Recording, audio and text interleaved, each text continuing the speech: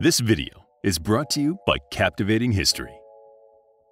Joan of Arc, or Jeanne d'Arc as she is known in France, remains an inspirational and controversial figure 600 years after her birth. Saint or heretic, touched by the grace of God, or a tragically delusional young woman. Even while alive, these points of view were hotly debated. The France into which Jeanne was born in 1412 was divided. There was a relative peace in the long-time war with England. However, internal unrest was caused by the feud between two royal factions who sat on the Regency Council, the Armagnacs and the Burgundians. The council was headed by Queen Isabeau, the wife of King Charles VI. He was also known as Charles the Mad due to periods of psychosis which had begun in the early 1390s. The Armagnacs, led by the king's brother, Louis, the Duke of Orleans, had the queen's backing. Politically, the Armagnacs were conservative and wanted France to remain feudal and agricultural. The king's cousin, John, the Duke of Burgundy, was allied with the English. His lands included Flanders, the center of the textile industry. Close ties to the England's wool trade meant that the Burgundians wanted to develop stronger towns and cities along English lines and use agricultural land as pasture and sheep farms. When the Duke of Orleans was assassinated on the orders of the Duke of Burgundy in 1407, the feud erupted into outright civil war. It left the country wide open to further machinations by the English. In 1415, England's Henry V invaded, igniting the next stage of the Hundred Years' War. While the Duke of Burgundy remained neutral, the French army, mostly made of Armagnac recruits, was decisively defeated at the Battle of Agincourt that October. 5 years later, in May 1420, the Treaty of Troyes named the English king and his heirs as successors to the French throne. The 17-year-old French Dauphin, Charles, long rumored to be an illegitimate son, was willingly disinherited by his mother. A marriage between the French princess, Catherine of Valois, and Henry strengthened the English claim. The Dauphin had fled Paris, but responded to his ousting from the line of succession by declaring himself regent for his father. He seized royal authority and, defying his father's order to return to the capital, set up his own court in Bourges in central France. By the end of 1422, both kings had died, leaving a 9-month-old baby as the nominal monarch of the two countries. The Dauphin's rival in Bourges also claimed the French throne. Meanwhile, in the village of Domremy near Lorraine in northeastern France, Jeanne was growing up. Her father, Jacques d'Arc, was a farmer and local official. Her mother, Isabelle Romée, taught Jeanne all the domestic arts, including how to spin wool. Jeanne was known as a pious girl who regularly attended Mass and took to heart the stories she heard from the priest about God, Jesus, and the saints. As a girl of her time and social class, she did not go to school and didn't know how to read or write. In 1425, when Jeanne was 13, the village was raided by a gang of cattle-stealing mercenaries. The animals were eventually retrieved, but the incident only reinforced the opinion that peace would only come with the English invaders gone. The village had remained loyal to the crown, even though it was surrounded by Burgundian territory and had endured past raids. A well-known prophecy, reportedly made by the legendary Arthurian magician Merlin, gave people hope. France will be lost by a woman, but it will be saved by a virgin from the borders of Lorraine. The first woman was obviously Queen Isabeau, but who was the second? Jeanne must have known the prophecy. While working in the garden one summer's day, after the raid, she was surprised by a sudden blinding light near the church. In the glare, the girl made out the towering shape of an angel. Instinctively, she knew that it was the Archangel Michael. He was joined by two other figures, whom she recognized as Saints Catherine of Alexandria and Margaret of Antioch, both of whom had been martyred as teenagers for their faith. Jeanne fell to her knees in terror. The saints reassured her that they had been sent by God with an important mission for her. He wanted her to drive the English out of France and see that Charles was crowned at Reims Cathedral. The figures then disappeared, but over the next 3 years made their presence known by continuing to press upon her the necessity of the Dauphin becoming king. They told her she would lead the French army to victory against the English. Jeanne said nothing about her visions or voices to anyone, but that was soon to change. In 1428, the English landed at Calais and claimed multiple towns, culminating in the Siege of Orleans. On the Loire River, this strategic city was the gateway to central France. The English and the Burgundian allies controlled the rest of northern France, including Paris. Jeanne's voices had become more insistent. Accompanied by a cousin, she went to the military garrison in Vaucouleurs, which was still loyal to Charles. Meeting with Robert de Baudricourt, the garrison captain, she asked for an escort to Chinon, where the Dauphin was stationed. De Baudricourt sent the teenager away, seeing only a peasant girl with an outlandish request.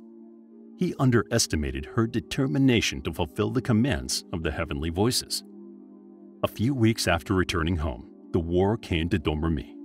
The Burgundians and English struck Vaucouleurs and the surrounding villages, punishing the residents for their continuing support of the Dauphin. Once again, Jeanne left Domremy for Vaucouleurs in January 1429. It would be the last time she saw home. Her next meeting with Captain de Baudricourt was aided by two knights, Jean de Metz and Bertrand de Poulengy.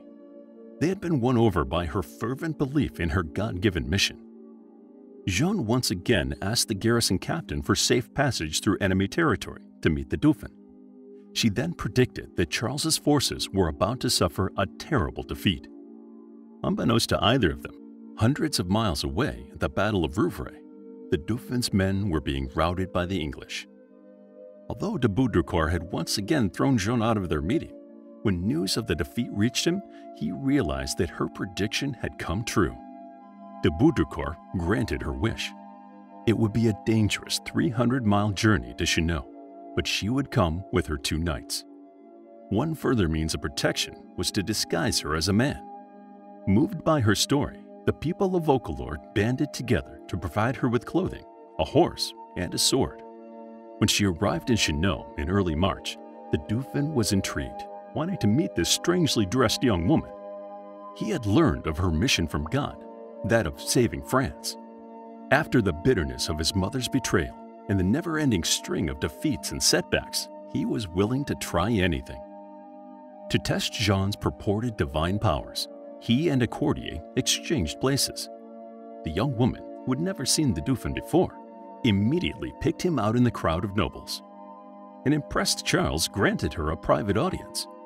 While the details of their conversation have never been revealed, it eventually resulted in Jeanne being put front and center at the relief of the Siege of Orleans. Charles's advisors wanted the young, illiterate peasant to be examined to ensure that she was neither witch nor heretic, which would detract from the French cause. Jeanne was sent to Poitiers, where learned theologians quizzed her on her faith, and she was secretly watched to ensure that her character was spotless. She both charmed and convinced her scrutinizers. She also showed herself to be no fool, was not intimidated, and held calmly yet firmly in her belief that she was an instrument of God. In April, the verdict came that Jeanne was a morally upstanding Christian. Whether she could lift the 6-month siege as promised was unknown. Some suggested that she be sent to Orleans, and if she died in the attempt, then so be it. Jeanne was given a basic course in battle tactics before leaving with the relief force. She dictated a letter to be sent to the English commander at Orleans, in which she offered them the chance to flee France before she and her army made them leave. She signed it La Pucelle, or the Maiden. You can only imagine the reception such a letter received. Such threats, and from a woman, a peasant at that. The English, however, would soon take a much humbler stand. At first, the French commanders at Orleans were reluctant to be led by an armored teenage girl riding a white charger and carrying a fluttering white banner. However, soldiers were often sentimental and superstitious. This was in Jeanne's favor. As she moved amongst them, something in the way she spoke and carried herself gave them confidence. She was the Maid of France, the embodiment of the Virgin Savior of the prophecies. She became their mascot, and when the assault finally began, the French prevailed after 4 bloody days. Jeanne seemed to be everywhere on the field at once, rallying the troops with her cries of "Au nom de Dieu," in the name of God. She was wounded slightly in the foot on the 2nd day of the attack and received a more serious injury when an arrow struck her shoulder as she clambered up a siege ladder at Les Tourelles. Rumors of her death swept through the ranks. The next day, she was back on the battlefield, doing her best to uplift the soldiers' hearts. When Le Touareg fell, the siege was over, and the south bank of the Loire was regained. The English suffered heavy losses, yet considered it to be a setback rather than a defeat. Jeanne had been horrified by the carnage, yet she stood firm in her resolution to do God's holy work and drive the English from French shores. With the way into the north now reopened, the French pressed on with renewed morale and vigor. Victory followed victory, and the Dauphin's confidence in Jeanne grew. The English had been put to flight, and now it was time to accomplish the second part of her God-sent mission, the coronation of Charles at Reims Cathedral.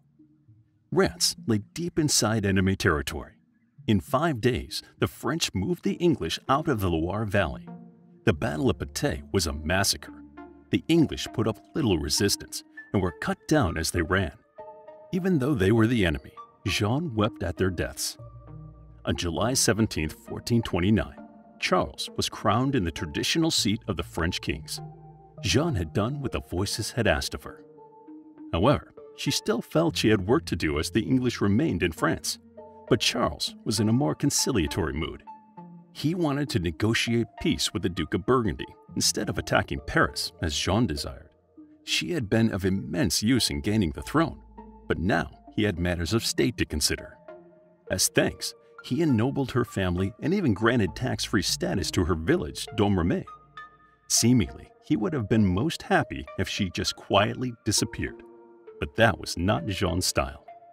Within a short while, she went from being indispensable to royalty to gradually becoming a thorn in the new king's side. However, in September, the king's forces did attack Paris, which was a formidable target. Jeanne once again came under enemy fire when she took a crossbow arrow to the thigh. Charles called off the attack. It was the first defeat for French troops since Jeanne had joined them. Even with her influence greatly reduced, Jeanne continued to fight the English and their Burgundian allies. Some months later, in May 1430, she was captured at Compiègne. Her voices had warned her of such an event, saying it would be a long and unhappy period of imprisonment. Some historians say that Charles did not try to rescue her or pay a ransom. She was abandoned in a tower at Beaurevoir Castle, while others report that his attempts at rescue failed and his feeble ransom offer was declined. Jeanne lingered there for months, under constant threat of molestation by her jailers. She kept firmly to her habit of wearing men's clothing, despite efforts to convince her otherwise. Finally, in a fit of desperation, she flung herself from the tower and amazingly survived. Shortly after, in November 1430, she was sold to the English. By the following February, she was on trial for her life, accused of heresy and witchcraft. Even though great pains were taken to record everything that was said, her fate was sealed with only one possible outcome: death. A major obstacle in her defense hinged on her gender. Jeanne went on trial for 2 equally egregious transgressions. The first was that she claimed to have heard voices from God, heresy, and she had dressed in men's clothing. Cross-dressing was forbidden by the Book of Deuteronomy. The simple fact was that Jeanne refused to bow to the church's authority, or, more accurately, the authority of the men of the church. She withstood hours of questioning about her faith and the truthfulness of her visions with calmness and sharpness of wit that stunned. But it was all in vain. On the morning of May 30th, 1431, Jeanne was led to the stake in the Vieux Marché in Rouen. Her body was burnt 3 times until it was reduced to ashes, which were then tossed into the river Seine by the English. She had fought for France and her king, yet still been betrayed. Her mother, Isabel, never gave up the fight to clear her daughter's name. Some 25 years later, Charles allowed a second trial to take place, where Jeanne was exonerated. In 1920, she was officially canonized by the church, which had so sorely abused her. Her feast day is the anniversary of her death, May 30th. To discover more about the fascinating life of Joan of Arc, then check out our book, Joan of Arc, a captivating guide to a heroine of France and her role during the Lancastrian phase of the 100 Years' War. It's available as an ebook, paperback, and audiobook. Also, grab your free Mythology Bundle ebook for free while still available. All links are in the description. If you enjoyed the video, please hit the like button and subscribe for more videos like this.